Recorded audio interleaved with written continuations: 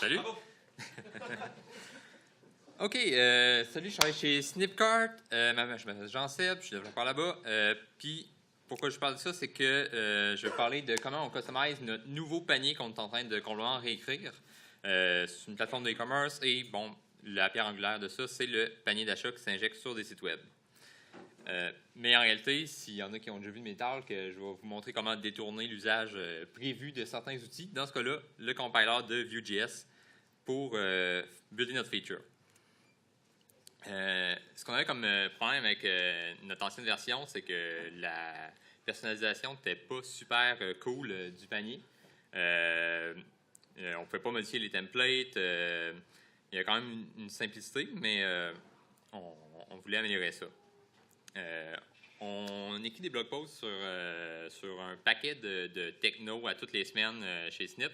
Fait qu'on avait expérimenté pas mal avec autant React, Angular que Vue. Puis on a préféré Vue. C'est pour ça qu'on fait ça avec cette techno-là. Puis c'est pas mal le plus simple à notre avis, puis c'est plus facile d'approche. On en fait déjà pour nos vieilles features du Dash. Tout ce qu'on fait de nouveau, on utilise Vue. Puis ça se passe quand même assez bien avec le vieux stock qu'on ne veut plus toucher. Puis ce qu'on fait de nouveau, tout en TypeScript avec Vue. Comment ça marchait avant? On peut faire de la customisation de CSS. Ça fonctionnait assez bien, à part mes choix de couleurs. Sinon, c'est de la manipulation de DOM pour modifier les vues puis le HTML du cart. Fait que c'était assez dégueu, puis c'était pas stable. Fait que c'est ce qu'on change. Pour notre nouvelle version, on permet l'override des templates qu'on a codés. Il va y avoir un API pour que les gens puissent définir leur propre nouveau template. On vise que la syntaxe de Vue soit pas trop exposée. Comme ça, quelqu'un qui n'est pas nécessairement un dev Vue.js n'a pas nécessairement à connaître ça. Fait que pas de syntaxe spéciale, le plus possible que ce soit du HTML basic avec les petits tags pour mettre les variables.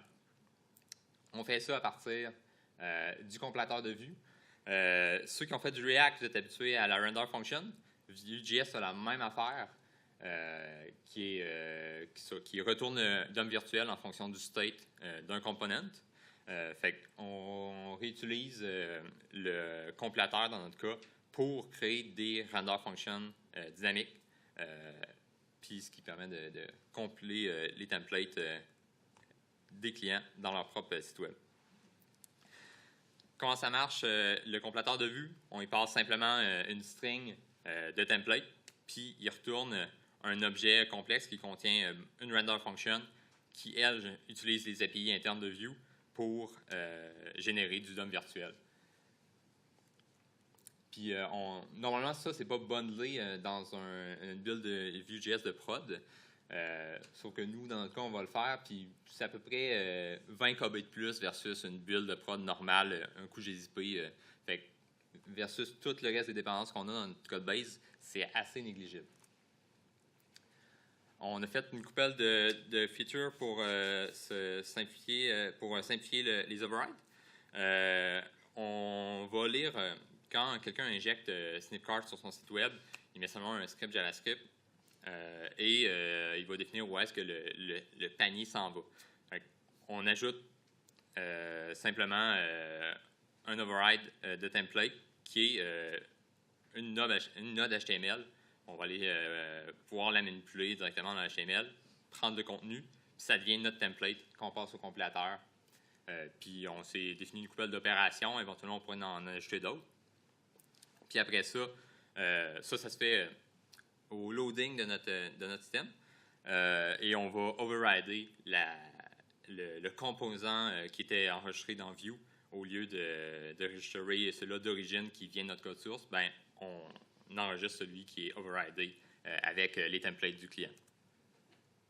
Fait que, mettons qu'on veut ajouter un input, on a simplifié ça pour pouvoir simplement overrider le template d'origine en mettant juste l'input et non avoir à overrider l'entièreté du template.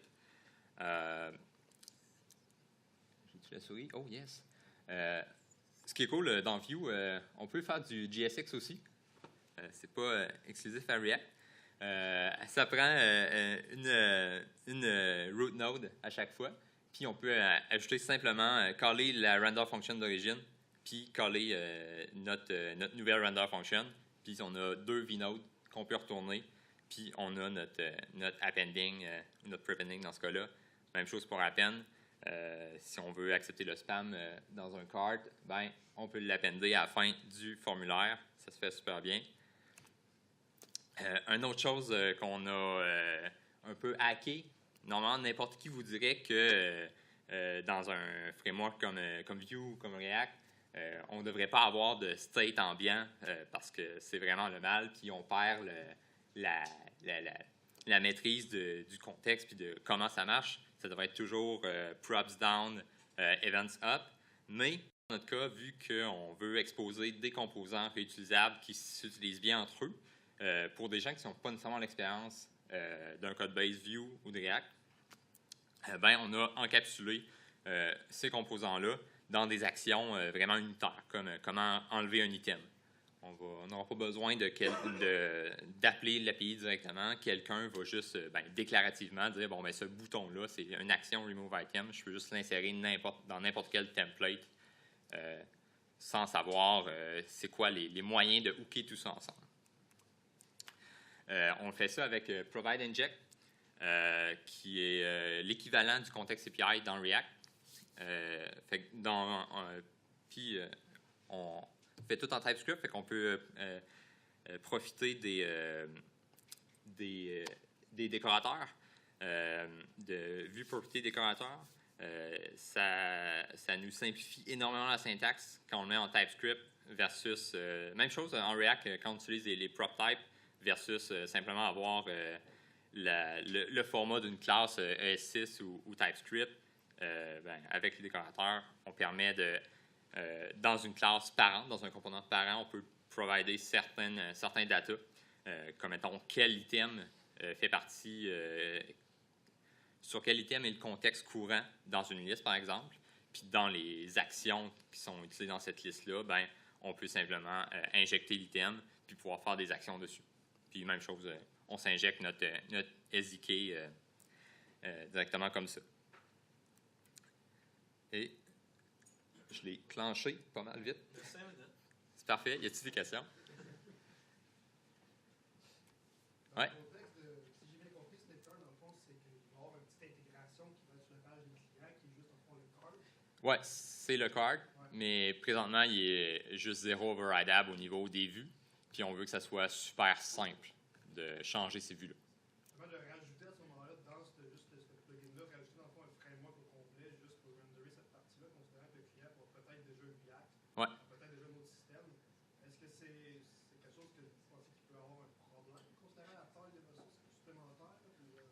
C'est négligible, mais quand même, on split notre panier en deux. On a un SDK, puis ça, c'est une couche par-dessus de UI par défaut pour les gens moins pas tech-savvy, mais moins hardcore qui ne veulent pas se retaper les hooks. Fait qu'on a un core en Redux qui pourrait être utilisé autant avec Vue qu'avec React ou Angular. Puis on a une couple de blog posts sur comment on bind Redux avec Vue. Autre question? Thanks.